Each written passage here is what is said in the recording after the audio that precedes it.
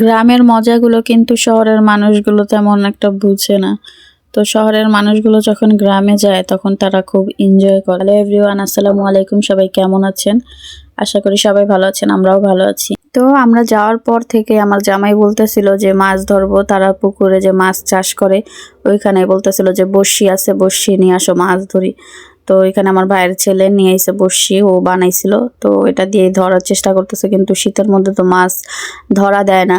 তো খাবার খায়া খায়া তারা লুকায়া যেতেছিল, বেচারারা একটা মাছও পায় নাই, একটা পুঁটি মাছও উঠে নাই, সব হচ্ছে আর কি খাবার খেয়ে খেয়ে দৌড়ায় পালায় যেতেছে।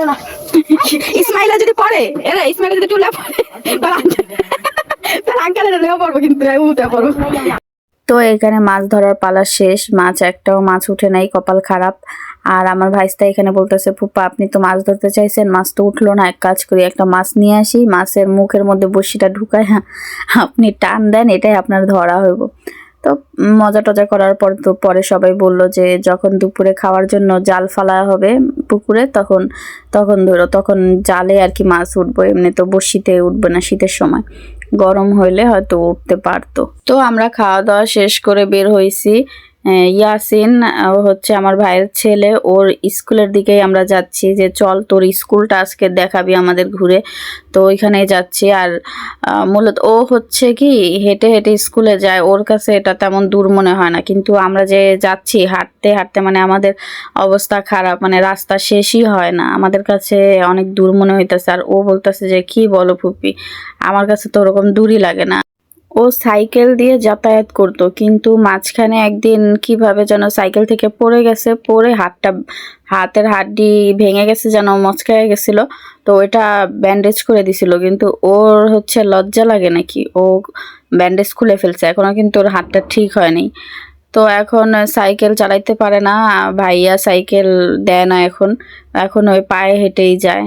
কি করবে? এই যে আমি যেতে যেতে হাসতেছিলাম যে একজন তো বাবার কুলে, আরেকজন হচ্ছে মায়ের কাঁধে চড়ছে, আমি মাঝখান থেকে আরামে রিল্যাক্সে হাঁটতেছি।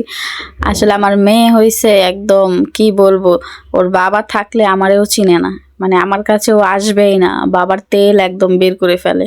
এইখানে যেতে যেতে অনেক কিছুই দেখতেছি, গাছপালা, এগুলো ভালোই লাগে। গ্রামের রাস্তাগুলো একদম কোনো জ্যামজট নাই, একদম স্তব্ধ স্নিগ্ধ। আবার শীতের বিকেল, মানে সব মিলে একদম ভালোই লাগতেছিল পরিবেশটা। হাঁটতেছি যে দূর হলেও একদম এনজয় করতেছিলাম, মানে ভালোই লাগতেছিল। তো আমরা কিন্তু যেতে যেতে অনেক দূরই চলে গেছিলাম, একদম ওর স্কুল পর্যন্ত। একদম স্কুলটা হচ্ছে অনেক দূরে, একদম বাজারের কাছেই।